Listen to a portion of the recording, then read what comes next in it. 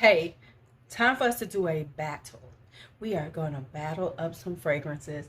We're going to battle these two fragrances and see what is the hype on them. Are they similar? Things like that. Because honestly, I bought one based on the fact that I heard that it was similar. And I was like, okay, well, let me go and get this.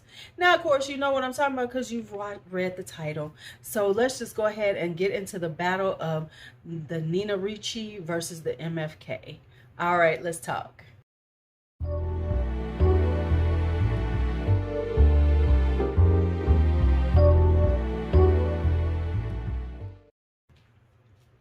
All right, so let's just talk about these two. This is Oud Satin Mood versus Nina Ricci's L'Extase Rose Absolute. So I have a sample of Oud Satin Mood, and then I have a bottle of this. Now, honestly, I wound up buying this because I was in a fragrance group, and they were mentioning that this was very similar. This was like almost a dupe for Oud Satin Mood, and I was like, do I really want to spend the coins for Oud Satin Mood? I hadn't tried it. I was like, and I saw how much this was. I was like, okay, well, let's try this. Now, both of these are made by Francis Kurkdijan. He is the nose behind them both. And I always say this about his work. You will see similarities in quite a bit of his fragrances, which makes sense. It's his nose. He has a style. Everyone has a style. And so some of his do ring very much similar to the other ones because they are made by him. And what I will say a lot of times is it seems like, just being honest, it's like he takes the DNA that he used on something and elevates it for his personal brand. Or maybe he's taken depending on the dates, because I have to look at the dates, he will take a fragrance that he has done for MFK and then tweak it to put it at a more affordable price point based on he's working with another brand that is more affordable. I don't know if that's true, but I'm just saying that's the vibe. I mean, why wouldn't you? It just makes sense. So anyway, these two have always been said they were very similar. And so finally, I can say, what do I think about them? So now I have the Nina Ricci L'Extase Rose Absolute. This is a beautiful, jammy, sexy rose. This is one of my favorite jammy, sexy roses. This exudes sexy. This is very glamorous. It's very intoxicating. It is one of those things that you wear for a beautiful date night out, romantic evening. It's perfect. Same thing everyone says about Oud Satin Mood. Now, let's talk about what's the differences and the similarities. First off, this leans very feminine. L'Extase Rose Absolute is Nina Ricci. It leans very feminine.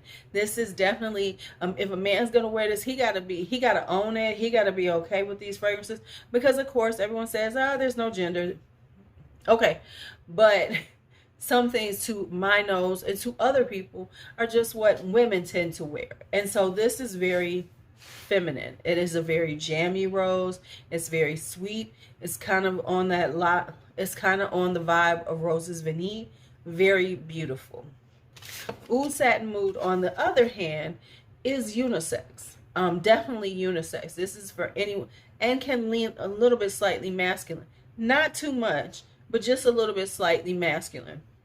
So this one has a different, even though it's very similar, it has a sweetness to it and everything. It's just not as sweet, not as syrupy as L'Extase Rose Absolute. Now, when it comes down to are they dupes of each other, I wouldn't say total dupes of each other. No, but are they similar enough that if you smell them both, you'll be like, wait, is that it? Yes. So here's the differences that you can tell when you smell them. When you spray this is definitely sweet. It definitely has a beautiful sweetness to it.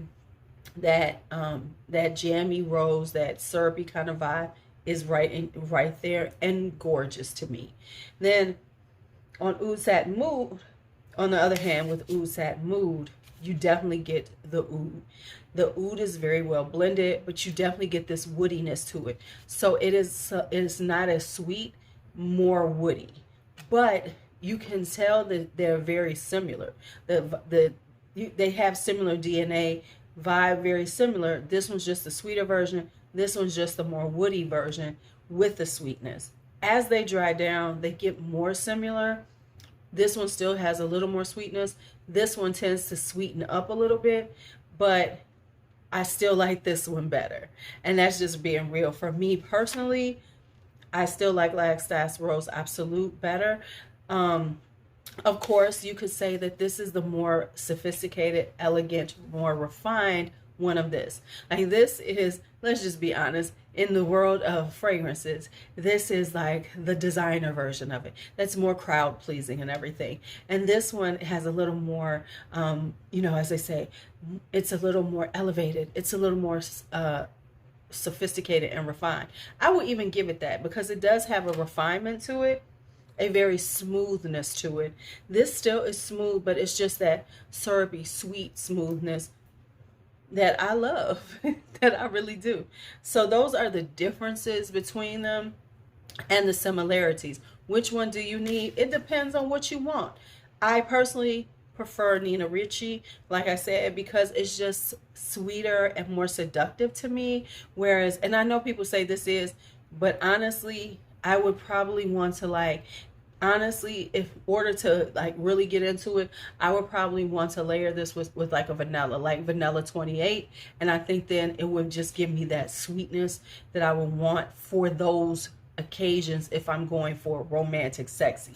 Now, if I'm going for just like stunting on the hose with a really beautiful fragrance that is very distinctive, it has that rose oud combination, it's still distinctive in its own right, then yeah, I would go with Oud Satin Mood. But if I'm with a lover and I am serving up all the sexy, I'm gonna go with the Nina Ricci L'Extase Rose Absolute. Just there we go. That's how I feel about them.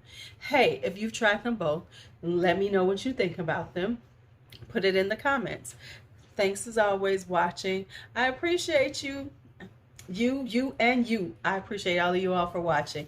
As always, it's your Lulu. Be bold, be brave, be fearless, be free.